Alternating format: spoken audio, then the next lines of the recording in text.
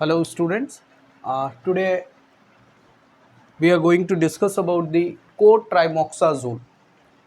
Co-trimoxazole जो है बच्चों सल्फोनामाइड्स के बाद आपको मिलता है और cotrimoxazole is a fixed dose combination which is approved by WHO।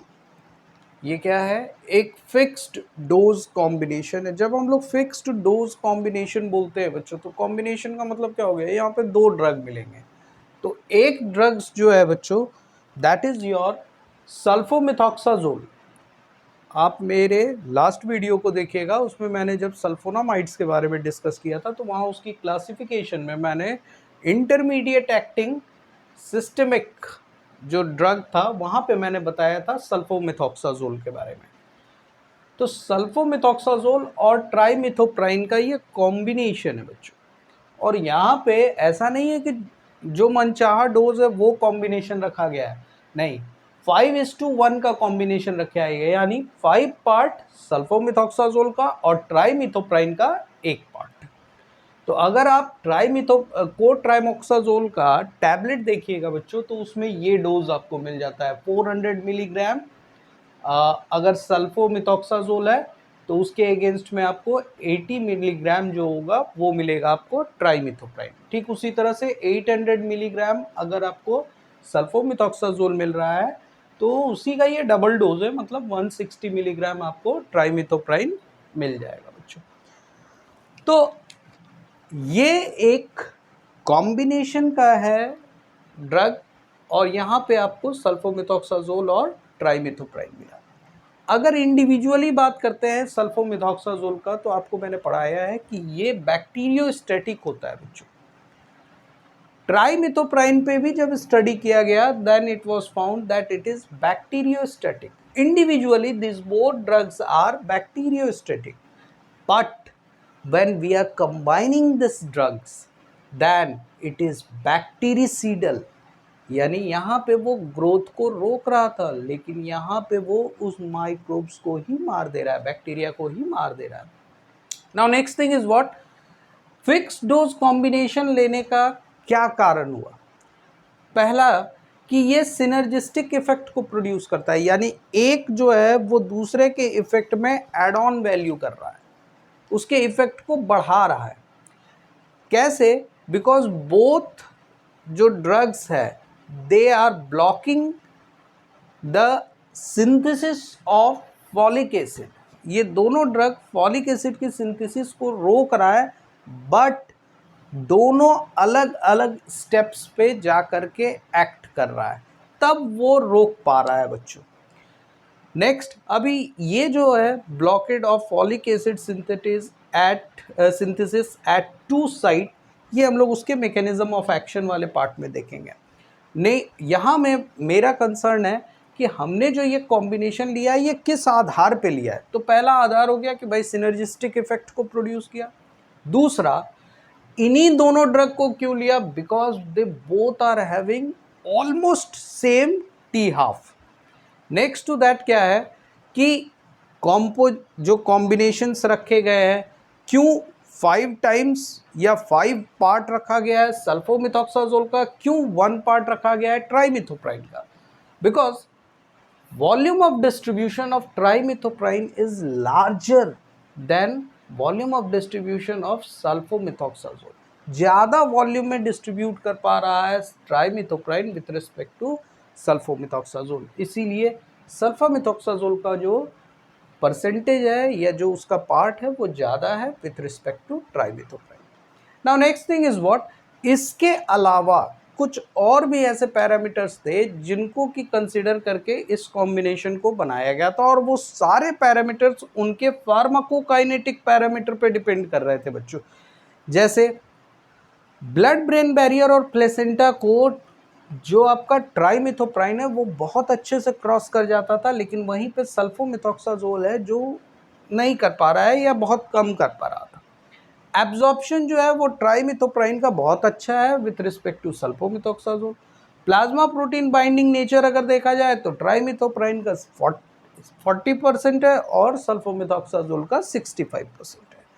दोनों का मेटाबॉलिज्म लीवर के द्वारा हो रहा है, दोनों का एक्सक्रीशन जो है वो यूरिन के द्वारा है। तो इन सभी चीज़ों को अपना आधार बनाते हुए तब जा करके ये फिक्स डोज कॉम्बिनेशन को बनाया गया था। Now next thing is what, जब ये कॉम्बिनेशन यूज़ किया गया तो ये देखा गया कि ये बहुत अच्छा इफेक्टिविटी है इसमें।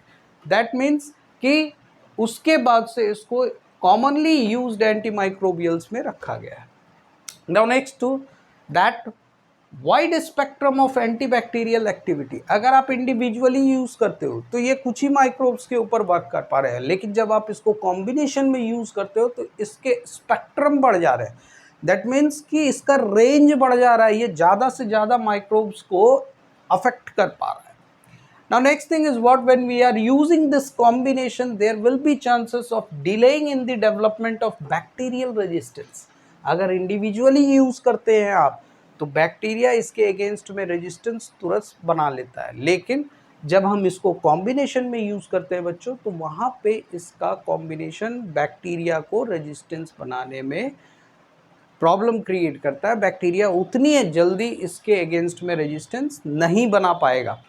Now next thing is what are the different why यहाँ पे एक पॉइंट जो है वो वही है जो मैंने डिस्कस किया है यहाँ पे, pharmacokinetic of both are compatible with each other, इसी लेकर के इस कॉम्बिनेशन को बनाया गया था। Now next point we are moving toward the adverse effect. Tablet से बच्चों तो नॉर्मल होता है, नोजिया वॉमिटिंग रहता है, हेडेक रहेगा, स्टोमेटाइटिस रहेगा। यहाँ पे एक चीज़ है जो कि थोड़ा ध्यान रखने वाला कि megaloblastic anaemia, why, because it is creating folate deficiency, इस कारण से थोड़ा सा मेगालोब्लास्टिक एनीमिया देखा गया। वैसे एक बात आपको यहाँ पे इम्पोर्टेंट बता भी दूँ कि ट्राइमिथोप्राइन को अगर आप लीजिएगा तो ट्राइमिथोप्राइन 50,000 टाइम्स ज़्यादा एक्टिव होता है बैक्टीरियल फॉलिक एसिड के अगेंस्ट में with respect to human body. तो यानी वहाँ पे उसकी सेंसिटिविटी बैक्टीरिया के अगेंस्ट में ज़्यादा है, तो वो ह्यूमन फॉलिक एसिड सिंथेसिस को डिस्टर्ब नहीं करता है, लेकिन कहीं ना कहीं कभी ना कभी उसको देखा गया है। तो मेगालोब्लास्टिक एनीमिया भी इसका एक साइड इफेक्ट है। Now next thing is what, teratogenic effect. Folic acid जो होता है बच्चों वो प्रेगनेंसी के दौरान बच्चे के ग्रोथ के लिए भी दिया जाता है, ठीक है। तो यहाँ पे क्या देखा जा रहा है कि भाई ये फॉलिक एसिड को ही, उसकी सिंथेसिस को ही इनहिबिट कर दे रहा है, तो इसीलिए कहा गया कि ये टेरेटोजेनिक है, इसको प्रेगनेंसी में यूज़ नहीं करना है, it must be avoided during the pregnancy. Now next thing is what are the different uses. तो urinary tract infection, urinary tract infection में इसको आप यूज़ कर सकते हो जब वो urinary tract infection E coli, Proteus या एंटेरोबैक्टर का होगा, तो वहाँ पे ये बहुत अच्छा वर्क करता है।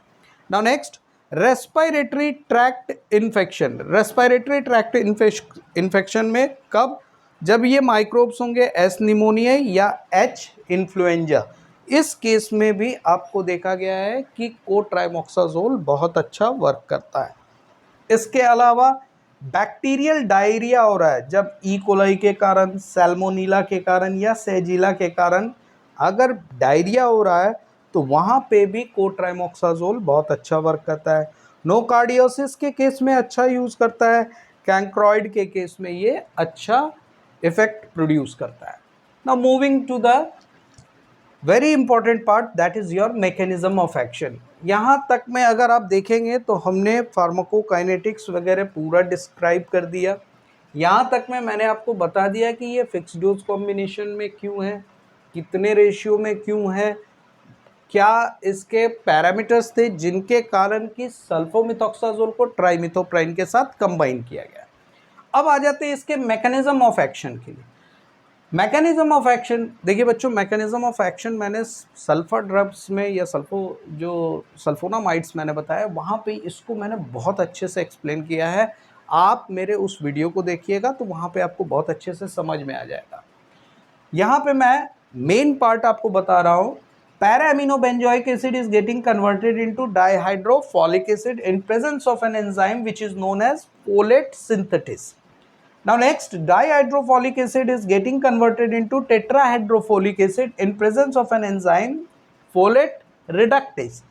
अब क्या है, सल्फोमिथॉक्साजोल जो होता है ये फोलेट सिंथेटेज को इनहिबिट करता है बच्चों, एंड ट्राइमिथोप्राइन जो होता है ये फोलेट रिडक्टेज को इनहिबिट करता है।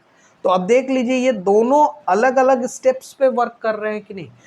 इन दोनों का अलग स्टेप्स पे वर्क करने के कारण ही ये ड्रग बैक्टीरिसीडल हो जाता है बच्चों, और ये दोनों एक दूसरे के इफेक्ट को कहीं ना कहीं आगे बढ़ा रहे हैं, इसीलिए हमने यहाँ लिखा था कि ये सिनर्जिस्टिक इफेक्ट को प्रोड्यूस करते हैं।